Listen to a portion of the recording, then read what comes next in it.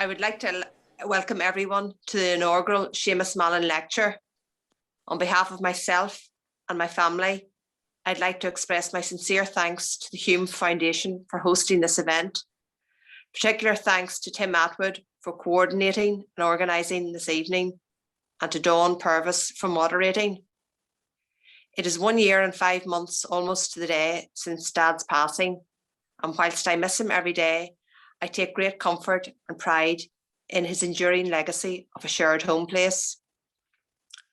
For my dad, throughout his life and during all the political talks he was involved in, he passionately believed and insisted that equal and impartial policing were the prerequisites for the stability of any political solution in the north of Ireland. To quote my dad, as soon as I read the Patten report, I knew this could be the template for the kind of policing system I had been seeking for nearly 30 years.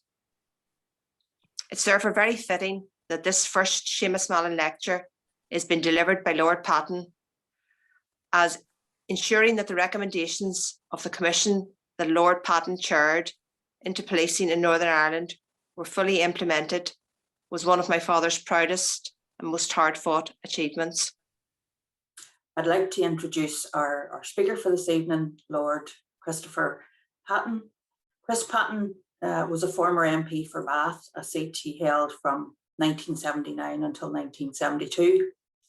And following the general election of June 1983, Lord Patten was appointed Parliamentary Under Secretary of State in the Northern Ireland Office, and in September 1985, he was appointed Minister of State at the Department of Education and Science. In September 1986, he became Minister for Overseas Development at the Foreign and Commonwealth Office, and he was appointed to the Privy Council in 1989. In 1998, he was appointed Companion of Honour, and in July 1989, he became Secretary of State for the Environment. In November 90, he was appointed Chancellor of the Duchy of Lancaster and Chairman of the Conservative Party. Most of us know him as when he was appointed Governor of Hong Kong in April 1992, and a position he held until 1997, overseeing the return of Hong Kong to China. He was Chairman of the Independent Commission on Policing for Northern Ireland, what we now know as the Patten Commission, set up under the Good Friday Peace Agreement, which reported back in 1999. And from 1999 to 2004, he was European Commissioner for External Relations, and in January 2005, he took his seat in the House of Lords. He's an Honorary Fellow of the Royal College of Physicians, Edinburgh, and an Honorary Fellow of Balliol College, Oxford. He was appointed Chancellor of Newcastle University in 1999 and elected Chancellor of the University of Oxford in 2003. Lord Patten, you're very welcome. Orla, Dawn, thank you very much indeed for those very kind remarks. I only wish that I was delivering this lecture in person with a live audience. And I have one warning that I want to give at the beginning. Allowing me anywhere near anything which involves technology is a bit like allowing Kim Jong-un near a nuclear weapon. This can be a very dangerous business, but I will do my best to follow the Zoom instructions. And I want to say at the outset that it's a great privilege and also a great honor to be invited to give this inaugural lecture to remember the life and the values of a man, Seamus Mallon, whom I knew and have long admired. I am, of course, also grateful to the Hume Foundation, whose initiative it was to establish this lecture. An issue that's increasingly preoccupied me during my public life is the relationship between identity and politics. I take this to be in part a consequence of some of the jobs that I've been fortunate to be asked to undertake, and I think of two in particular. First, 5 years as Governor of Hong Kong taught me how brave and decent people could define a sense of both citizenship and patriotism, which reflects values that they learned for themselves. The relationship, for example, between economic and political freedom, rather than attitudes imposed on them. In their case, we're talking about the brutal and brutalizing orthodoxy of the Chinese Communist Party, from which so many of them had sought refuge over the years in a British colony. Second, I had 2 jobs in Northern Ireland, set apart by 13 years, which marked me.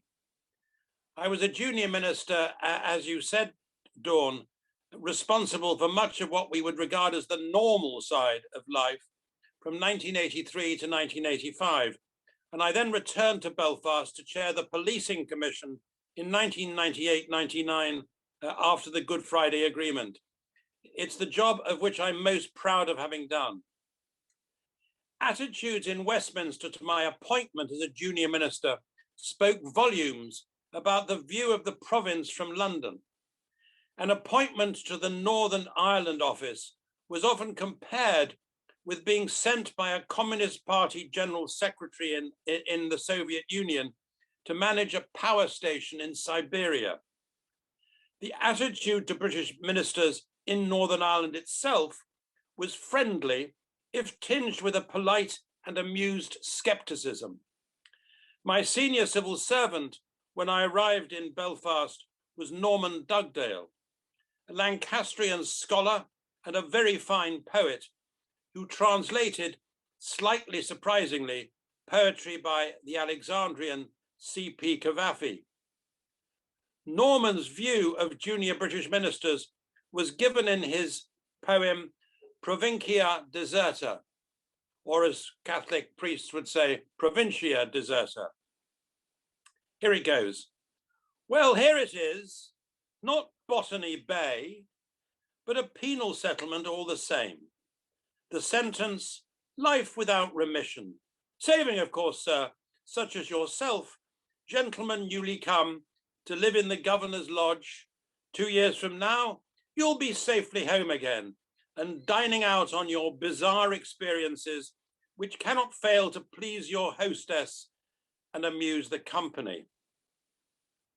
The Westminster attitude to ministerial appointments in Belfast reflected, I came to recognise with a degree of shame, part of the more questionable history of Britain, the country to which my Irish great-grandparents had come to escape starvation and to make their home. My great-grandfather began his life in Lancashire repairing cane chairs. In order to avoid violent opposition from Protestant hardliners in the northeast of the island of Ireland, and probably distracted by the First World War and its aftermath, British politicians had sundered 6 counties from the rest of the country and separated them from the south in the 1920s. What good could come of it? What good did come of it? The worst sort of identity politics was not buried for good. It was simply banished across the water. Not exactly Provincia Deserta, not a deserted province or a wilderness, though the economy sometimes bore that aspect, more a forgotten province, until, that is, the body count became a national distraction and an international embarrassment. So in these 2 communities, Hong Kong and Northern Ireland, at different ends of the earth, I was comprehensively introduced to politics and identity. It was good training, I suppose, for working later as a European commissioner in the Balkans and for observing with mounting concern the Brexit campaign many years later. Identity and Violence is the title of a grand book by Amartya Sen, in which he argues that neglecting the plurality of our affiliations and also the moral and political importance of reason thrusts us towards the world of Matthew Arnold's Dover Beach. And we are here as on a darkling plain, swept with confused alarms of struggle and flight, where ignorant armies clash by night. Alas, the subject of identity politics will not quickly go away. At the end of his humane book, In the Name of Identity, one of the most important books in my life, the French Lebanese Arab Christian novelist Amin Maalouf writes these words, which I've loosely translated. Hope springs eternal.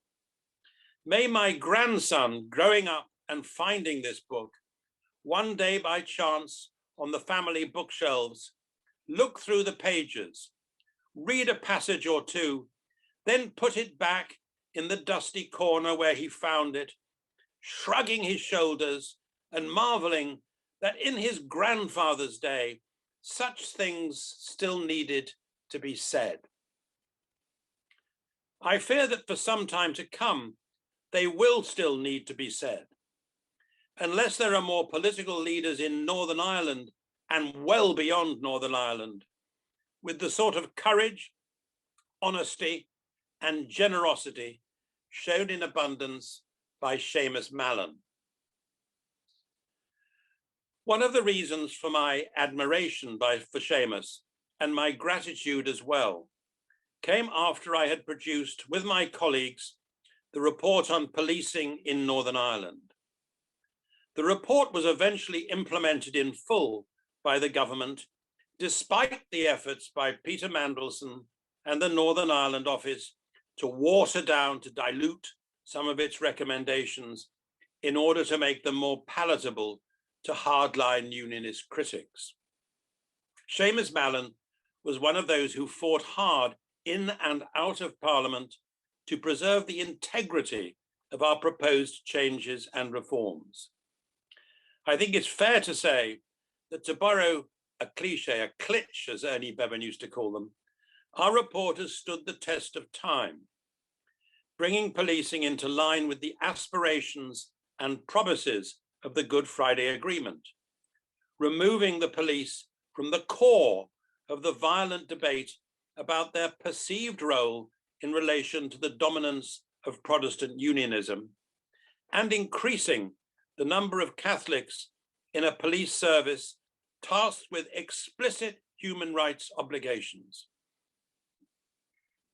At the beginning of his excellent autobiography, in my view, a good primer for any understanding of Northern Ireland, and in passing, I wonder how many British ministers in Belfast have read it, Seamus notes that from the kitchen window of his home in the Armagh village, Market Hill, where he lived most of his life, he could see so many of the symbols of 4 centuries of divided history. His county claims to be the historic shrine of Christianity in Ireland. Rather like the countries that we still describe as the Holy Land, the county has been poisoned by the toxic politics that have been a blasphemous commentary on a religion founded on peace, love, and charity. Prudence, prejudice, fear, intolerance, and the abuse of power have bred murderous hatreds.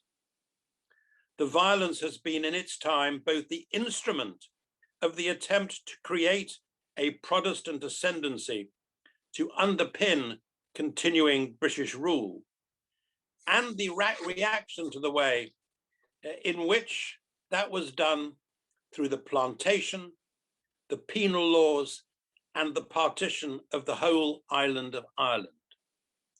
The cost has been counted in maiming, in murder, in bombing, in vengeance, and in retribution. What most struck me, both as a young minister and as the chairman of the Policing Commission, was the intimacy of the violence. You might, I guess, be queuing in the local supermarket and see ahead of you at the cash point the man who you strongly suspected or even knew had murdered your father, mother, uncle, aunt, husband, wife, son, daughter, best friend. I don't believe that in most of Britain, people ever really understood this. There are 2 stories that I recall from the public meetings that we held as part of our Policing Commission. When we had proposed to hold public meetings, we were told by many people that no one would come. Did they come?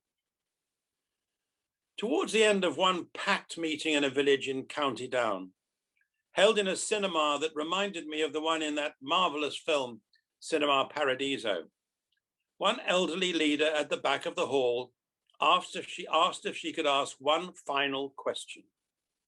You come over here and give us lectures about forgiveness and reconciliation, she said, but this man here, and she leant forward to touch the shoulder of the fellow sitting in front of her, this man here killed my son. It was true. He was one of the IRA men released as part of the amnesty to secure the buy-in to the Good Friday Agreement of the Republicans who wore balaclavas. On another evening, we were on the platform for two meetings, the first in Portadown and the second in Craigavon. You get the contrast. As I recall, I was with Senator Maurice Hayes, the wisest of the wise and one of the best men, one of the best human beings I have ever known. The Portadown meeting was potentially beyond difficult. 2 hours of stories about old horrors and grievances, especially involving the behavior of the police and loyalist paramilitaries, with at the back of the room a tough-looking group bossed by one of the best-known godfathers of Republican terrorism. The meeting was very skillfully chaired by a solicitor called Rosemary Nelson. Not least thanks to her chairmanship and firm dealing with questions, we got out in one piece. We then went on to our next meeting. The first 4 contributions to the discussion in Craigavon were all made by police widows. The man accused of killing the most recently murdered police officer was got off by what some regarded as a perfectly legal technicality by his civil rights lawyer, Rosemary Nelson. She had in the past been abused. She'd even been roughed up by the police. She was assassinated by an Ulster loyalist paramilitary group a few months later, leaving 3 children and also leaving behind much suspicion about the planning and the organization of her murder. That was not the only case where there were similar suspicions. Seamus Mallon's autobiography is full of similar stories about the hateful intimacy of violence in Armagh. In one chapter in particular, when, as he wrote, neighbor killing neighbor has a putrid smell of evil that seeps into an entire community. He recalls some of the murders that brought Northern Ireland, in his words, to the brink of civil war. He knew so many of the dead, killed by both lots of murderers who brought shame on the religion they claimed as their identity. And he had resolved early on to visit the homes of all the bereaved and attend the funerals of the victims, whatever their background. I was thinking of this when reading about the present Prime Minister's refusal to meet the relatives of the Ballymurphy victims. Mallon often ran into abuse and open hostility in carrying out his commitment. He tells the story of one wake which he was asked to leave. He was accompanied to his car to ensure his safety by a police reservist whom he knew and much liked. 3 weeks later, the same reservist and a young colleague, and I hope Orla won't mind me telling this story, was shot in front of him when he was out shopping with his daughter in Market Hill. They gave him, the police reservists, a friendly wave, but were almost immediately gunned down. He knelt next to his neighbor and friend who was dying under a cattle truck where he had rolled.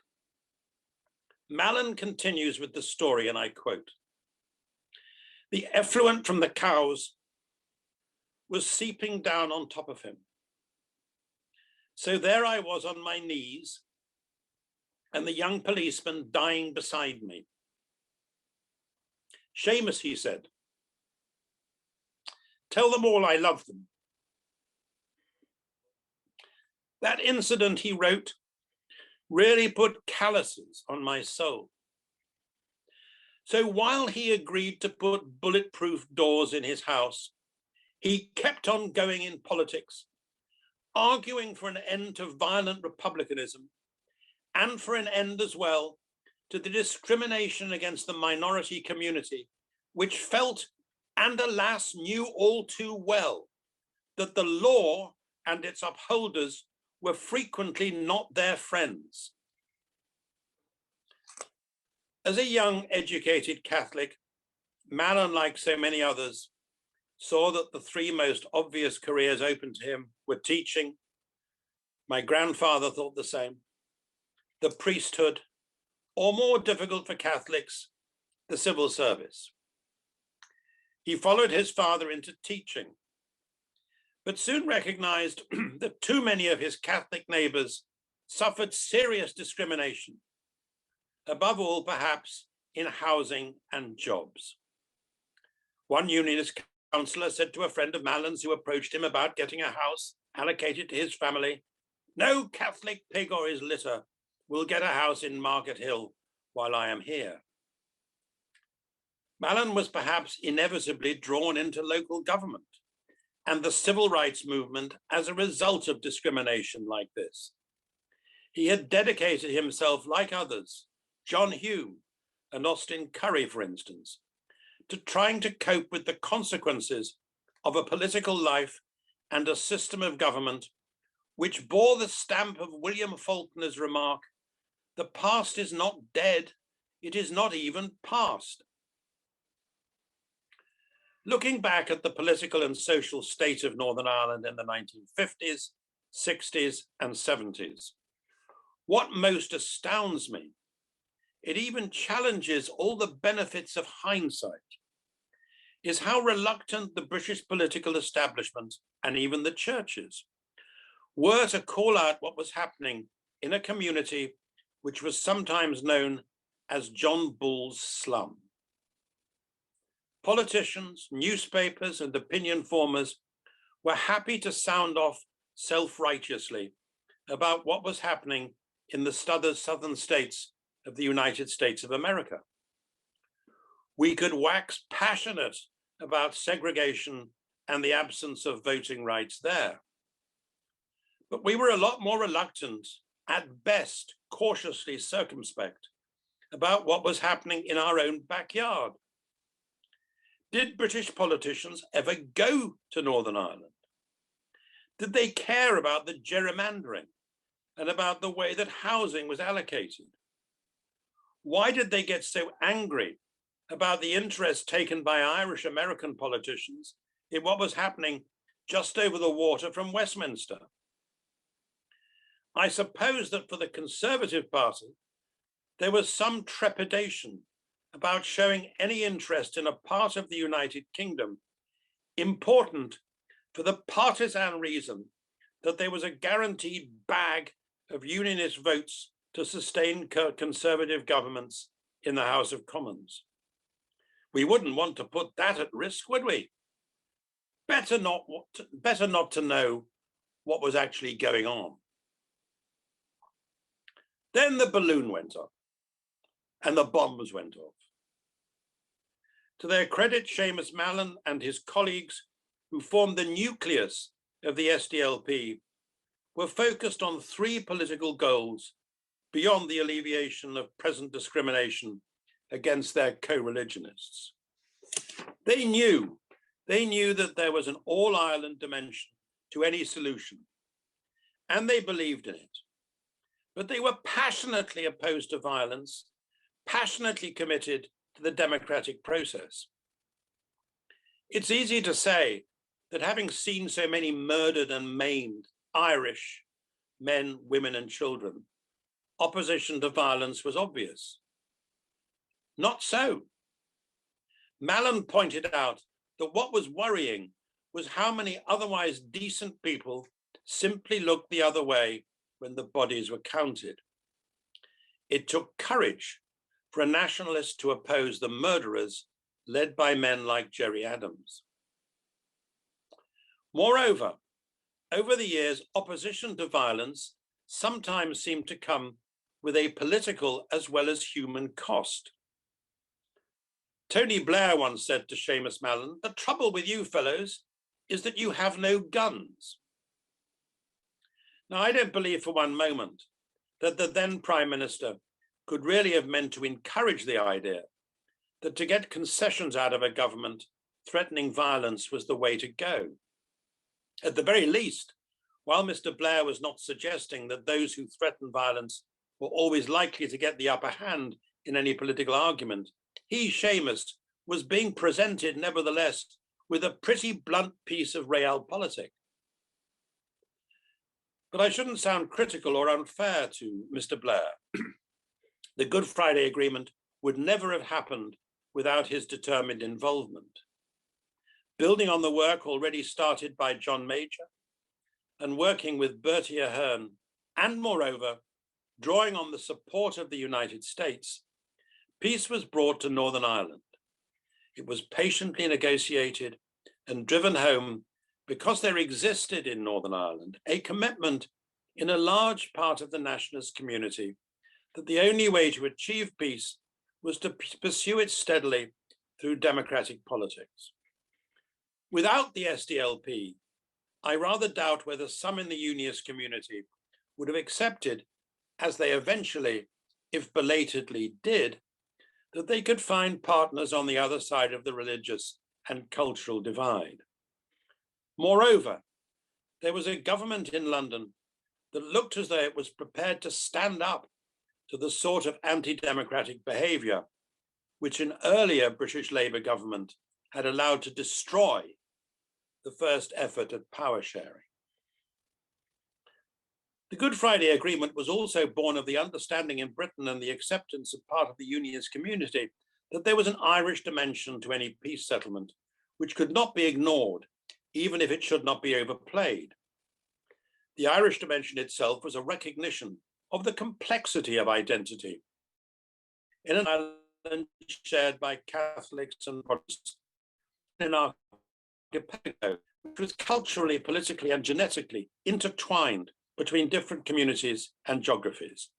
All that was made easier to accommodate by the fact that the two sovereign states principally involved were both members of the European Union. Inevitably, I suppose, there's some reluctance today to accept the political purposes and achievements of the European Union. We debate it almost entirely in terms of trade and economics, and as well with rather spurious notions of what sovereignty actually means. But the European Union was created by statesmen who thought of it principally as a peace project. The removal of the border in Ireland, as John Bruton has noted, created opportunities for people not to feel isolated.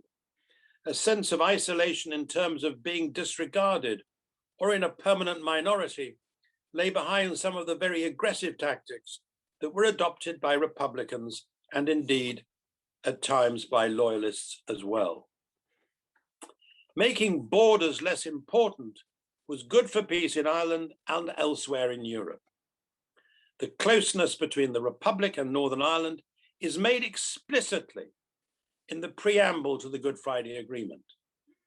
Senator George Mitchell said that while he did not think that the European Union was essential in the talks about the agreement, they would never have occurred, the talks that is, had there not been a European Union. So at the heart of the peace deal was an Irish dimension that was encouraged and underpinned by our joint membership of the European Union.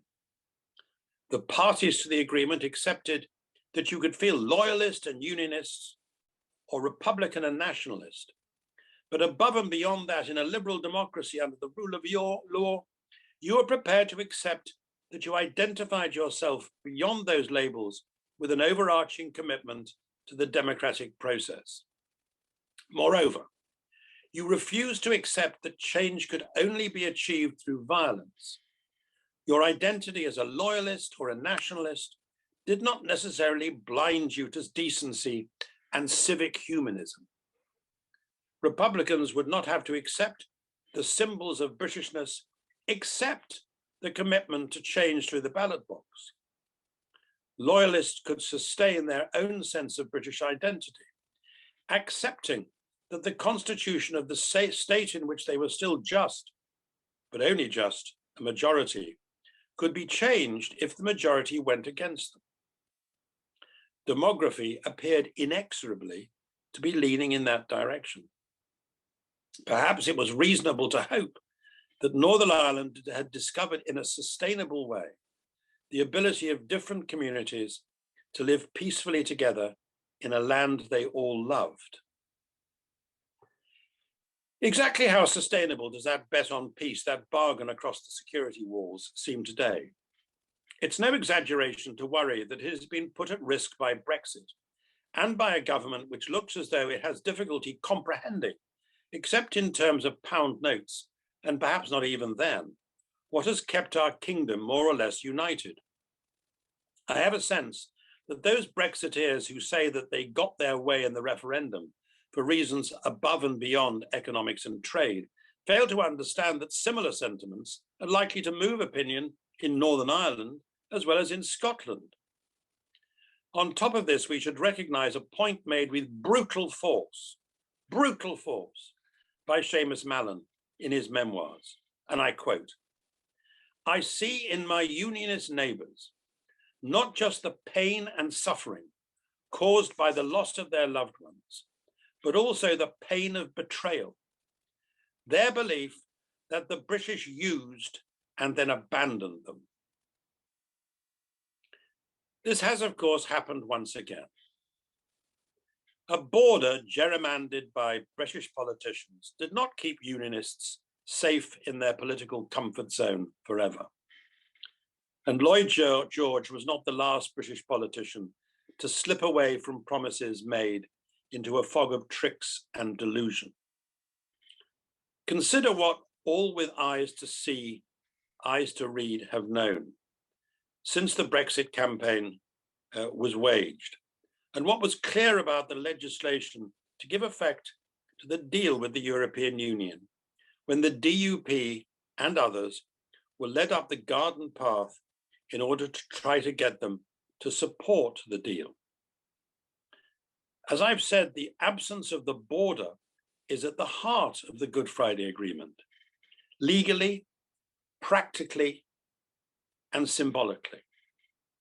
That agreement is one of the great achievements of post-war British politics and of modern Irish and European politics as well. British governments say that they understand this. Hand on heart, they say that they stand by it. Our friends abroad, President Biden, for instance, have been assured of this commitment. So it follows, as the morning after follows the night before, that if you decide in Britain to leave the European Customs Union and the regulatory regime of the single market, then unless Ireland does the same, there will need to be a border between Northern Ireland and the Republic. The international frontier that twists and turns across Ireland is the only land border between the United Kingdom and the European Union. This is not a pedantic point imposed on us by legalistic bullies in Brussels. It's what any two states who are members of the WTO but have different customs regimes know must happen. And this will become even more clear if we conclude trade agreements with other countries which introduce different standards to those which currently apply in the European Union. To take one example at random, think Australia. It was for these reasons that Britain included in its agreement to leave the European Union an understanding that what was going to happen on the mainland of the United Kingdom would not happen in exactly the same way in Northern Ireland. Because unless this was the case, there would need to be a border between the province and the Republic. So we agreed an outcome in which the province, you could argue, would have the best of two worlds. It would be part of Europe's customs and regulatory arrangements, but would also have all the benefits, whatever they may be, of taking back control. No customs union for the United Kingdom, no border between the Republic and the European Union and Northern Ireland and the United Kingdom, but there has to be a border of some sort. Arrangements, for example, for checking whether food travelling between the two customs and regulatory zones somewhere between the United Kingdom and the European Union. Ergo, there's agreement for a credible border between Great Britain and Northern Ireland so that you don't scupper the Good Friday Agreement. This is what the British government signed up to. It has standing in international law.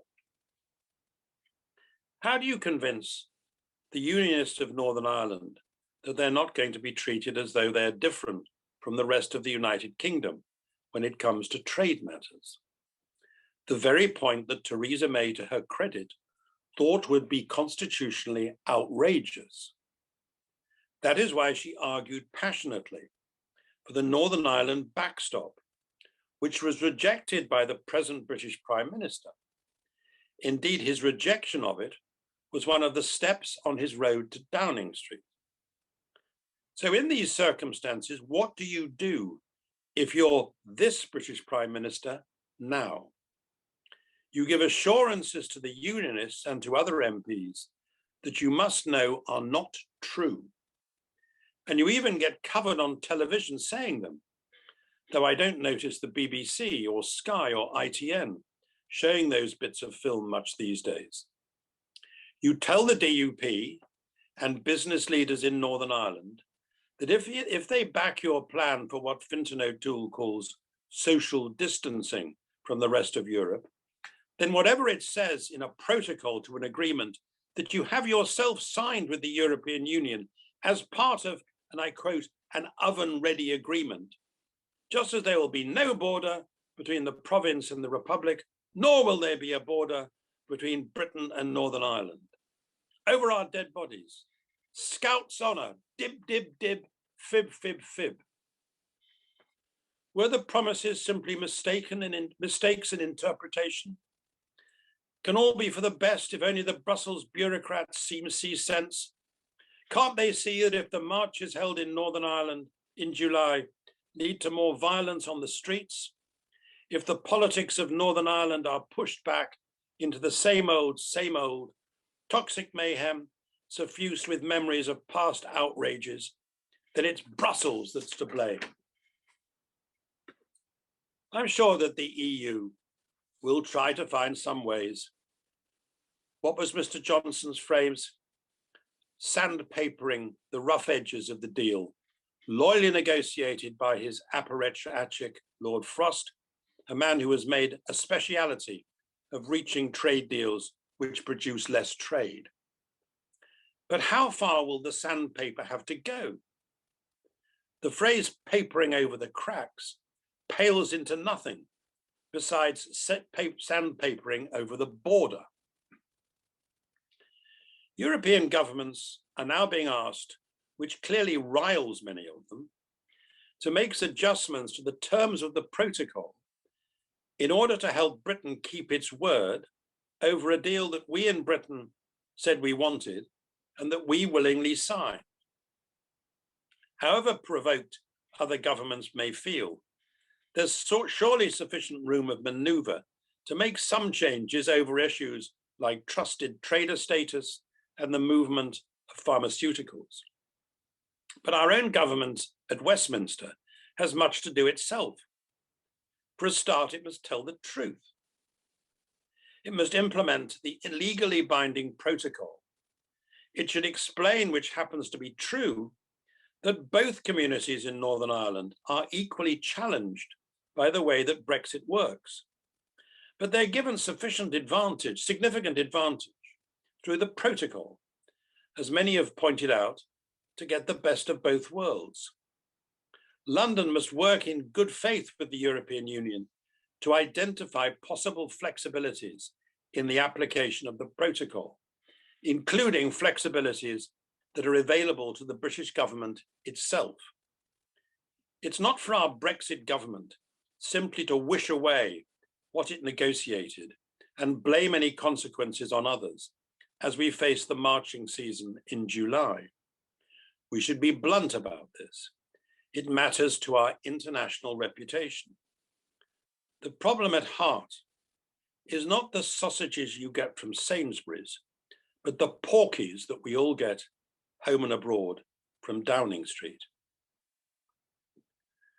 We must hope that the fallout from the shambles doesn't turn into an avalanche of political trouble. What seems to me certain is that lack of trust in the British government on both sides of the community in Northern Ireland will do nothing to halt the momentum in a society which voted like Scotland to stay in the European Union towards a vote, sooner perhaps rather than later, for a decision to get rid of the border once and for all and to reunite Ireland.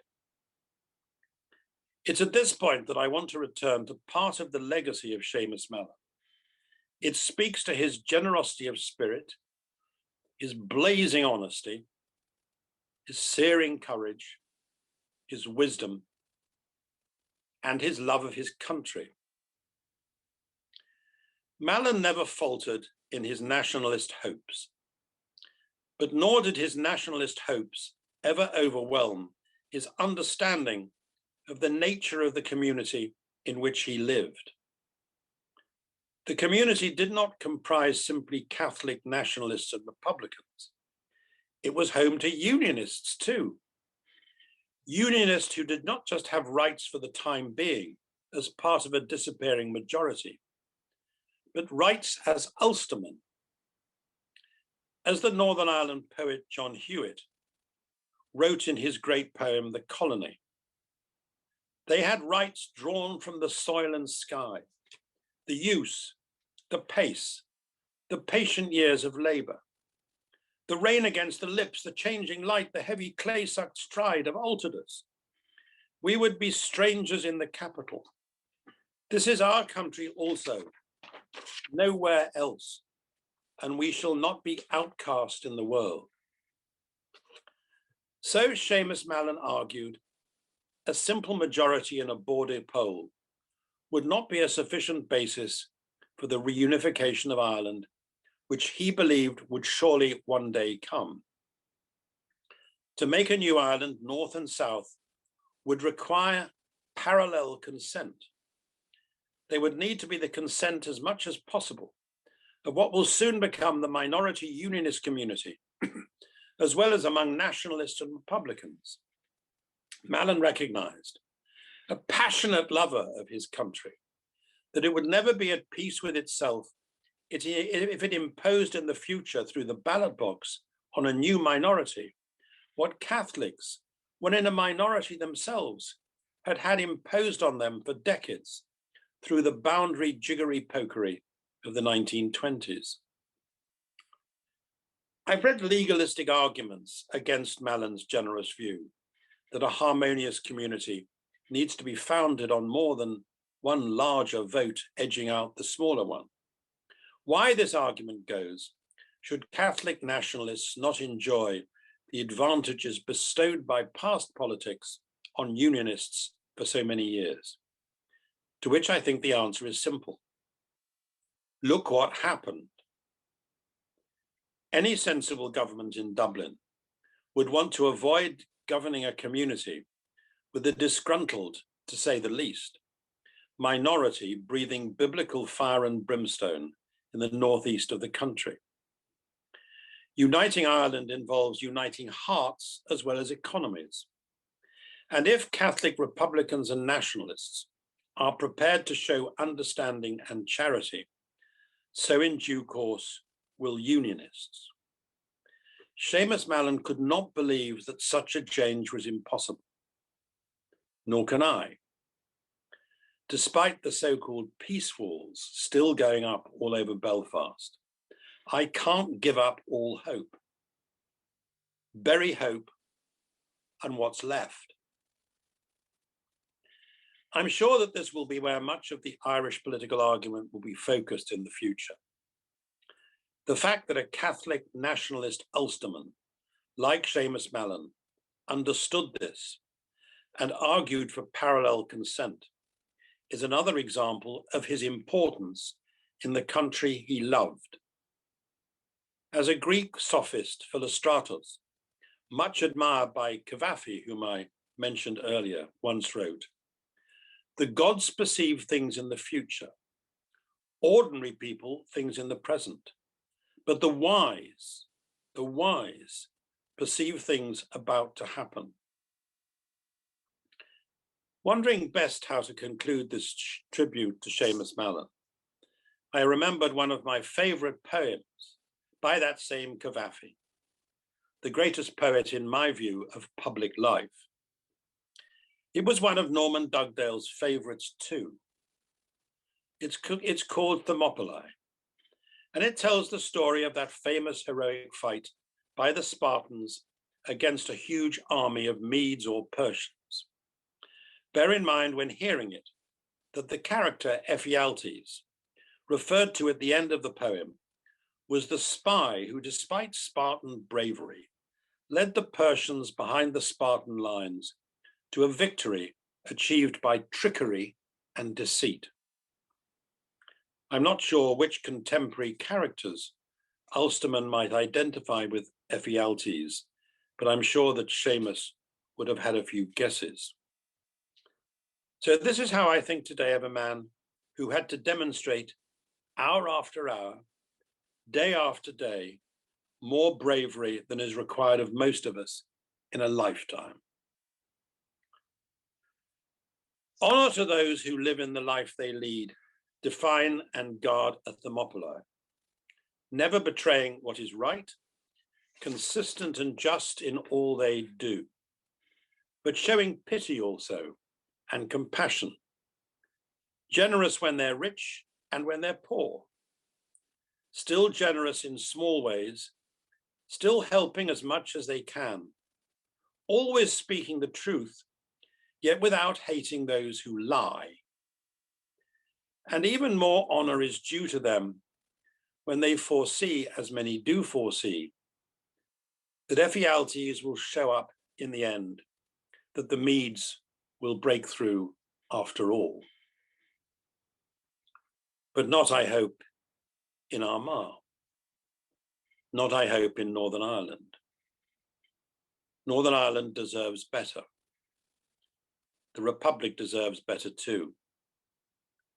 Seamus Mallon believed that, Seamus worked for that, and Seamus Mallon hoped for that. He was a man whose identity encompassed his patriotism, but was not constrained, not bound within the most limited and narrow definition of that often abused word, patriotism. Thank you very much. Thank you, Chris. That was a wonderful tribute and a tour de force, I can say so myself. Can I just ask the audience to please make use of the chat facility if they have a question they would like to ask Chris. There are a number already have come into the chat facility, and we have about 20 minutes to ask questions. Well, there's one here from Leslie.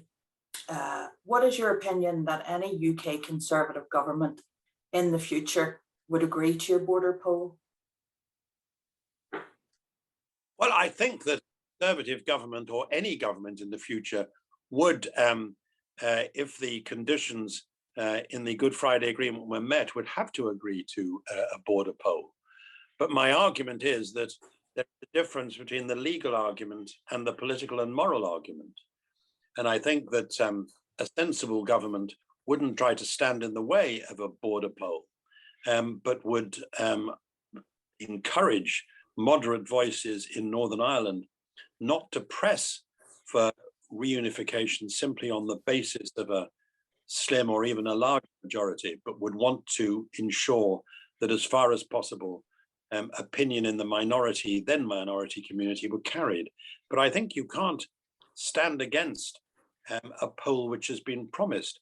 I think equally, looking at Scotland at the moment, while I hope Scotland remains part of the United Kingdom, I think it's inconceivable that a Conservative government could prevent a referendum being held if that was what the Scottish people seem to want.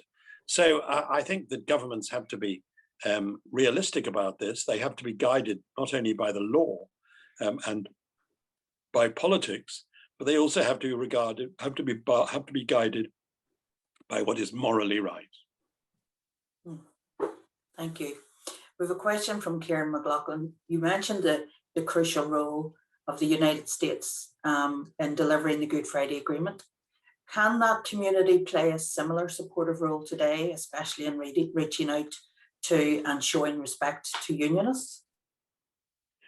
I would very much hope so, and expect in Mr. Biden, in President Biden, any prejudice about unionism or Protestant. Don't forget that Mr. Biden at the moment is being assaulted by some members of the Catholic hierarchy in Ireland, who seem to want to introduce a sort of Catholic version of Sharia law into American politics.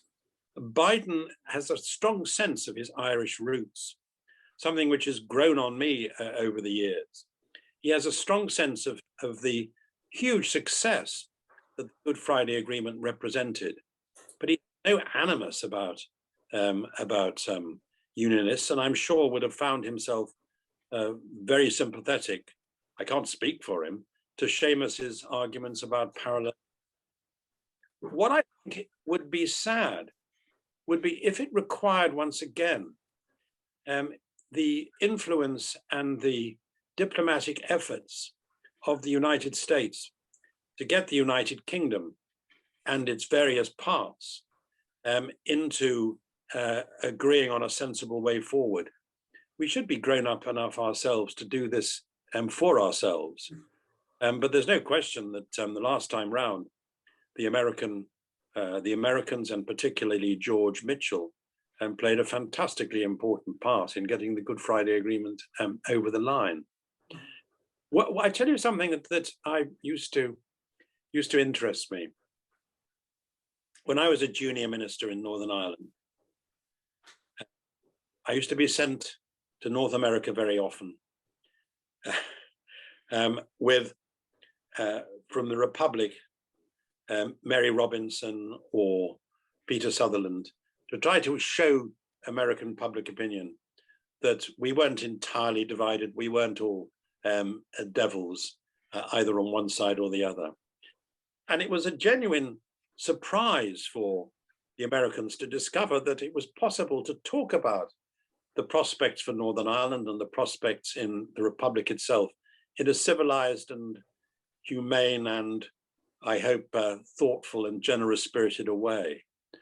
They used to get that a bit, I think, from the politicians at the conferences that we used to go to on the unionist or the Republican and nationalist side, but they got it mostly late at night when people were around a piano with bottles of whiskey.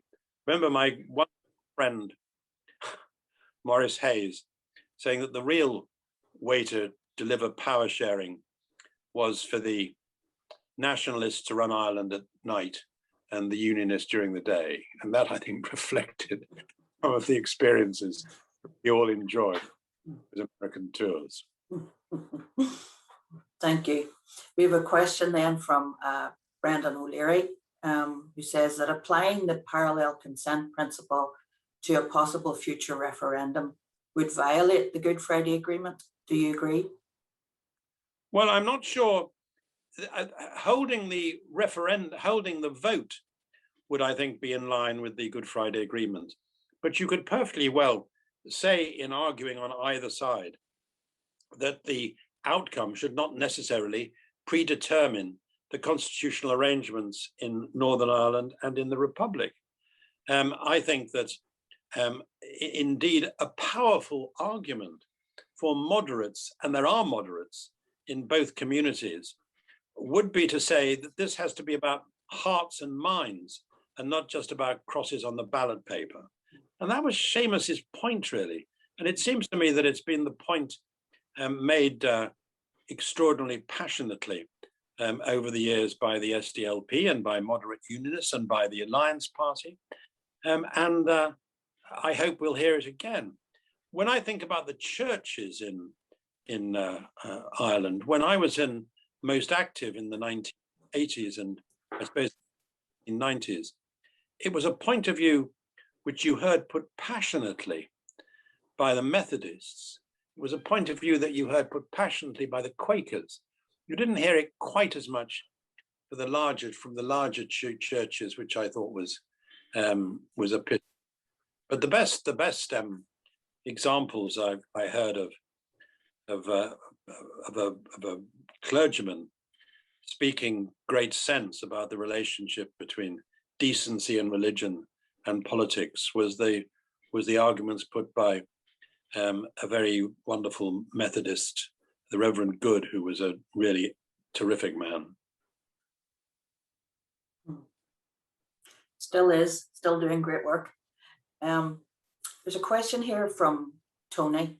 How far do you think Boris Johnson would be prepared to use Northern Ireland as a tactical card in his standoff with the EU? Would he have regard for the consequences of inflaming the situation, and will the Tory party rein him in? Well, I refrain from trying to read or predict the actions of Mr. Johnson. I think I'm right in recalling that he once, in talking about the border, questioned whether it was really a problem, because after all, you could go across London in the tube from one borough to another, and you didn't have all these difficulties. So I'm not sure that his knowledge about the politics and the passions of Northern Ireland is as profound as it might be. And he's sent, I think, one or two people to manage our affairs the government's affairs in Northern Ireland, who seemed to be rather surprised when they discovered what the politics of Northern Ireland were. And I think it's fair to say that we've had two secretaries of state during the years going up to the Brexit vote, who didn't think the border was remotely a problem. I mean, most extraordinary observation. So I think the first thing is that I think to learn from history, you have to know a bit of history. So perhaps we should send the Prime Minister off with a few books by Roy Foster and by others, and little Irish history. Thank you.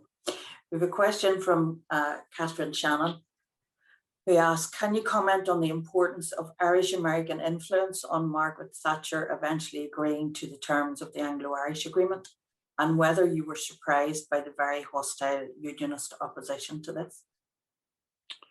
I think that the important influence on Margaret Thatcher, I mean, Irish-American influence might have been an aspect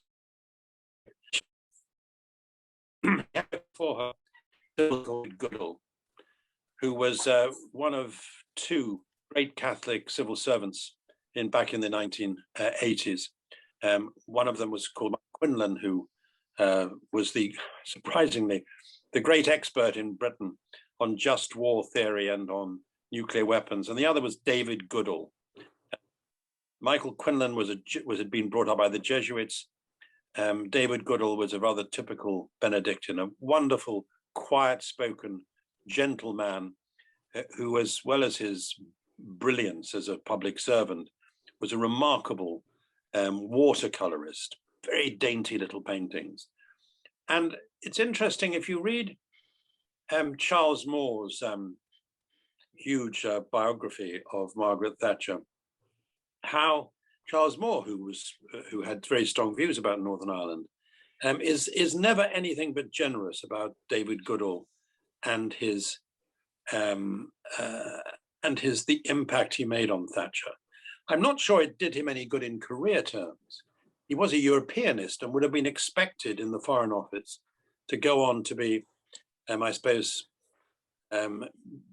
ambassador to the EU or ambassador to NATO. But Margaret Thatcher sent him off to be High Commissioner in India, which surprisingly, he absolutely adored and painted beautifully in India. He was a lovely, lovely man, and I think he was more influential on her. Somebody else who was influential, I should say, was Garret FitzGerald. And for a very simple reason.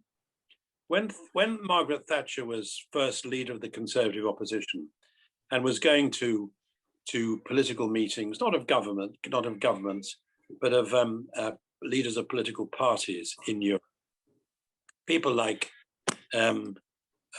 Giscard and Schmidt and others were incredibly patronizing to her. Who was this little suburban woman with her handbag and always looking bandbox with these rather right-wing views? Garret FitzGerald was perfectly charming to her, helpful, courteous, listened to what she had to say. And I always thought that had quite an impact on her. Garret, people, I know there are strange people who didn't take, I don't think Seamus terribly took to him. I thought he was a wonderful sort of enlightenment figure and full of remarks of great wisdom. I hope he didn't make them. Like that terrific observation when he was, when somebody was suggesting a course of action to him, and he said, well, I can see it works in practice, but does it work in theory? A great intellectual in politics. And I think he had quite an impact just by being decent to this outsider who was being patronized outrageously by men. And given that she was smarter than most of them, I mean, you know, I'm not an uncritical admirer, but I think that you have to, a lot of the explanation of Margaret Thatcher is about that relationship between her and patronizing, bullying men. Thank you. We have a question from Bobby McDonough in relation to identity, and I'd like you to comment on the, I suppose, the crisis of English and English identity at present.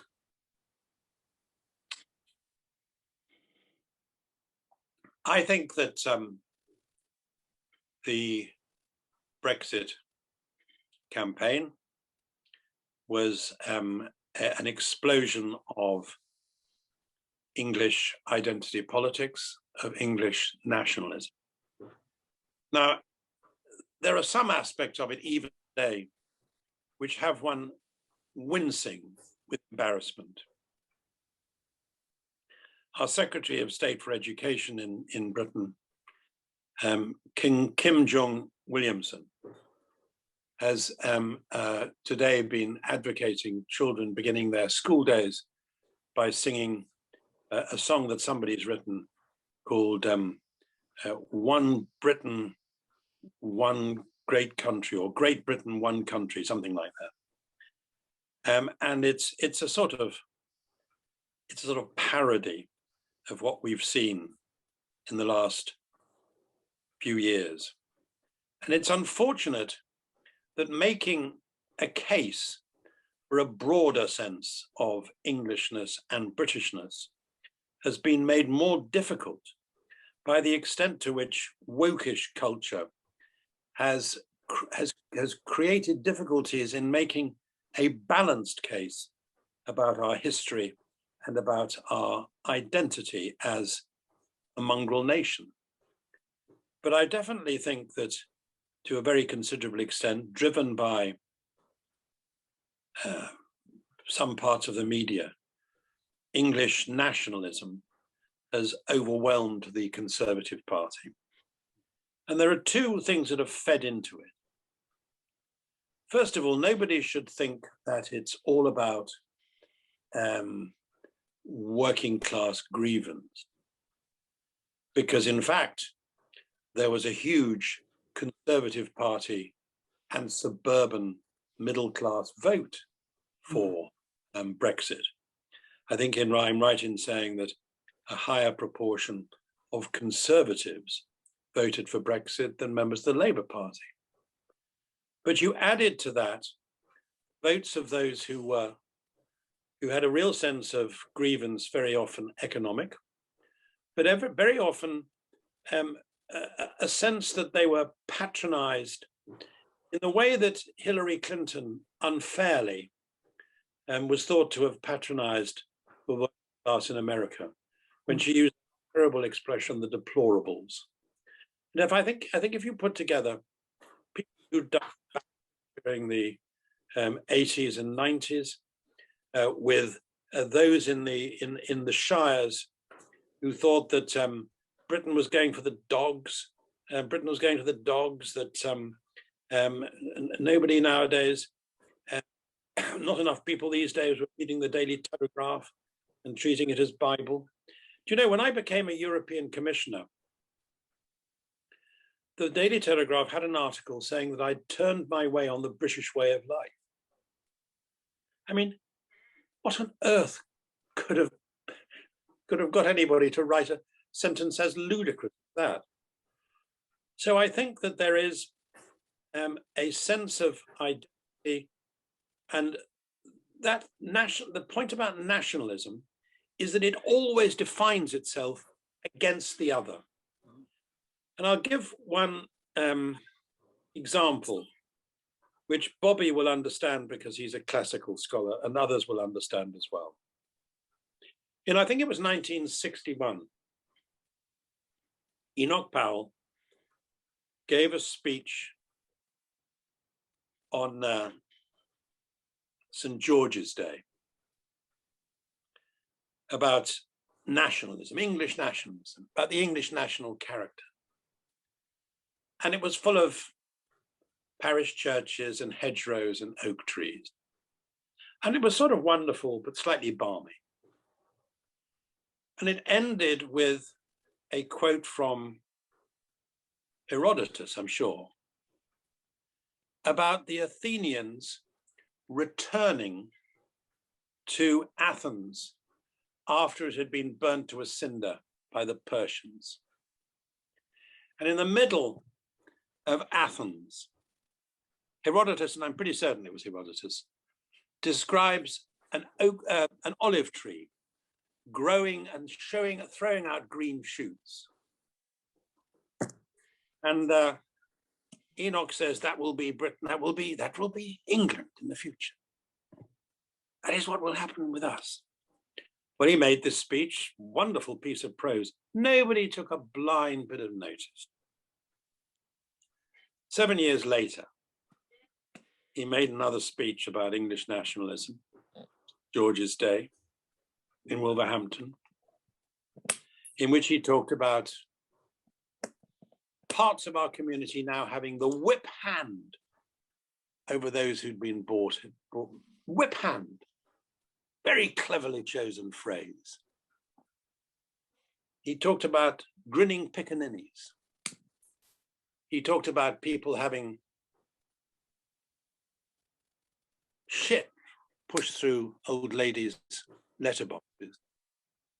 And he finished up with another classical quotation: the river Tiber foaming with much blood. And you bet people took account of that. Car workers in the West Midlands, dockers in the East End. And it's the terrible, terrible truth about nationalism, about narrow nationalism, that it always, always, always fetches up by playing the race card or the outsider card. So my worry at the moment is the extent to which English nationalism, or the identification of English nationalism, isn't about Shakespeare or the Lake District. It's about Millwall. It's about the English football team when they take the knee. And I think that if you're talking about soft power of a country, you have to think about that more than a little bit. And you have to think about the impression you give to other people of your generosity and decency and your awareness of the fact that you're part of an international community and not just against everyone, not against the grinning pickaninnies. It was, I thought, extraordinary that our Home Secretary in the other day, who is herself from an immigrant family, was so hostile to those who take the knee, was so supportive of those who use their right of free speech, ho, to boo the people who want to demonstrate the extent to which race, colour, ethnicity has penetrated even our national game. So I think when people talk to me about English nationalism, I say, okay, but take very great care. Thank you. Well, we're coming close to the end now of our evening. And my apologies to everyone who'd asked a question and posted a question in the chat. There are far too many to get through. But I'd like Lord Patten to finish with this suggestion that was sent in from Enda McNulty. What's your favourite memory of Seamus Mallon? I think my favourite memory is wasn't the last time I saw him, but one of the last occasions. And we were both in the VIP lounge at the airport. And I'm pretty sure I remember that we were both going off to the British Irish Association conference, which I used to rather unfairly call Offs Against Terrorism. And we were in the same room with David Trimble, and I was also with Peter Smith, who with Maurice Hayes and Cathy O'Toole was one of the heroes of that policing commission. And Seamus, we were talking to and warmly, and I'm afraid that David Trimble wouldn't have anything to do with us. And it came back to me as a memory when I read that story in Seamus's memoirs of him persuading David Trimble to walk through a community, I can't remember which one it was, where two young Catholic and one Protestant had been killed because they were friends. And Seamus persuaded David Trimble to walk to one of their homes and to express their sorrow and their condolences. And I thought to myself that wasn't on show when I was with Seamus that evening. And if there'd been more of that from unionist leaders, I think we'd be in a rather better position than we are now. And I think the Unionist Party would be in a stronger position as well. But I just repeat what I said earlier, that he had, when you met him, he had that quality of a sort of searing honesty and integrity, which made you feel that you didn't quite match up.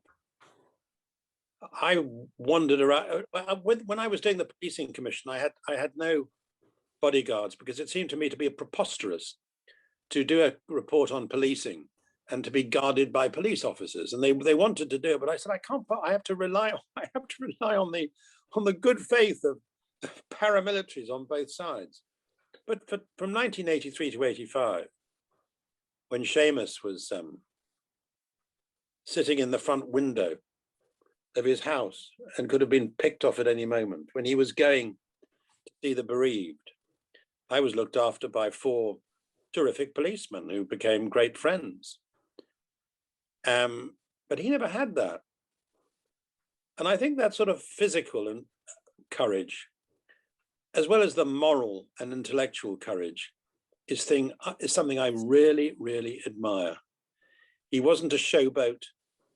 He wasn't a show pony. He was somebody who brought dignity and decency to politics. And if you believe, as I would, like to continue to believe that, as John Buchan once said, politics is an honourable adventure, then it's an honourable adventure because of people like Seamus. Thank you, sir. On behalf of Orla and the Mallon family and the John and Pat Hume Foundation, our sincere thanks for your powerful contribution this evening. Thank you very much indeed. Thanks for letting me express some of my thoughts about Northern Ireland, which I loved. But I always thought there was one thing which I wanted to criticize, which is because Northern Ireland is such a beautiful country with so many wonderful things about it. Some people used to suggest that explained why people killed one another about it. I don't believe that for one moment. But it's a beautiful place and has produced, in my view, some of the greatest English poetry of the last 50 or 60 years, including that of not just John Hewitt, but Norman Dugdale and Seamus, of course, and others. We were very lucky that Seamus Heaney, Professor of Literature at Oxford, and reminded us of our common culture. Anyway, thank you for letting me do this. I'm banging on. I must go and have a drink with my wife. Thank you, and we best wishes for your wife. Thank you. Thank you very much indeed.